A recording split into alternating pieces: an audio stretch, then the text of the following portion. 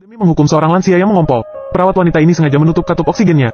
Melihat lansia itu terengah-engah, dia malah tersenyum dengan berbunga-bunga.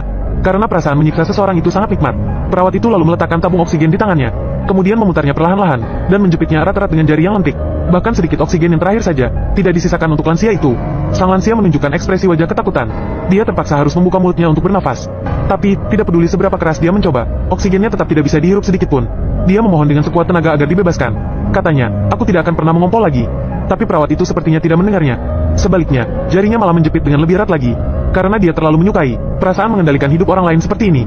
Perlahan-lahan, seluruh wajah lansia itu mulai memerah, sampai akhirnya tergeletak di ranjang rumah sakit dan tak bergerak lagi. Saat ini, barulah perawat itu puas, dan meletakkan selang oksigen yang berada di tangannya itu. Dia menjulurkan tangan, untuk menguji denyut nadi lansia tersebut. Setelah memastikan kalau tidak ada detak jantungnya lagi, barulah dia berjalan perlahan ke pintu kamar pasien.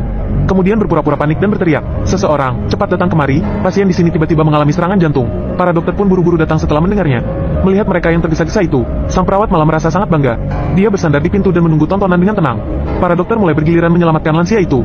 Seluruh kamar pasien menjadi kacau balau, tapi dia malah sangat gembira. Untungnya, setelah melalui upaya dokter yang gigih, lansia itu pun berhasil diselamatkan. Tapi sang perawat yang berada di sampingnya, malah tidak terlihat panik sedikit pun. Sebaliknya, dia tersenyum dengan lebih aneh lagi. Karena lansia itu menderita penyakit pikun, sehingga sama sekali tidak akan ingat tentang apa yang baru saja terjadi. Setelah menonton drama yang luar biasa, perawat yang bernama Choni ini, akhirnya berjalan pergi dengan hati puas.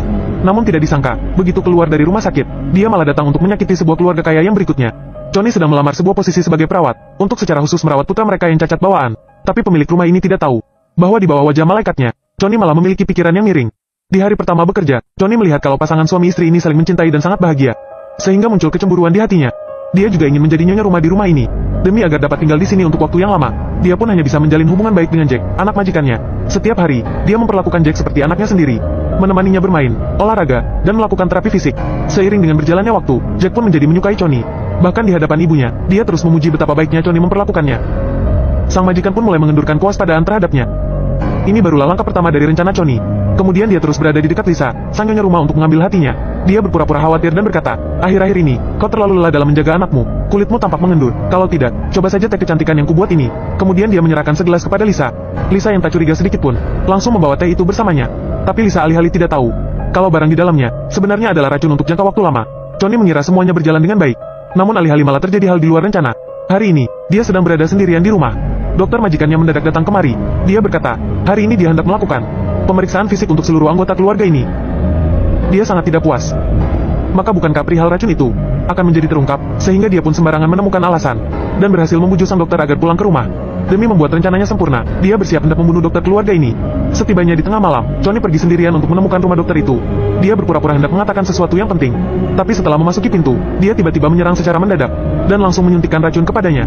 Sang dokter yang kebingungan ini, melihat Choni dengan ketakutan, namun dia malah berkata dengan bangga, "Siapapun tidak ada yang boleh menggangguku dan keluargaku." Kemudian dia meninggalkan jarum suntiknya di tempat kejadian. Pihak polisi akan berpikir, kalau sang dokter meninggal karena overdosis. Setelah selesai melakukan semuanya itu, Choni pun pergi dengan santainya. Dia pun bisa melanjutkan rencananya.